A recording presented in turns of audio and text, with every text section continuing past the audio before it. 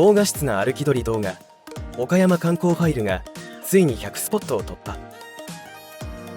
動画のタイトルを押すと出てくる概要欄の中に Google マップへのリンクを載せています。スマホやパソコンなら地図上で観光スポットを選択することができます。例えば奥津渓、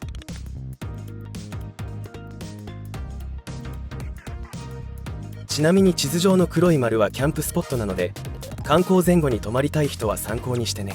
奥津渓の近くなら箱の森公園がありますね。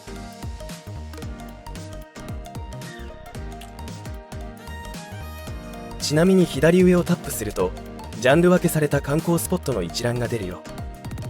今後もどんどん追加予定なので、ぜひチャンネル登録よろしくお願いします。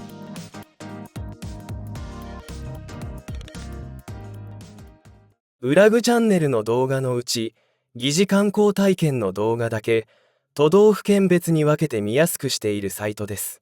ぜひご利用ください。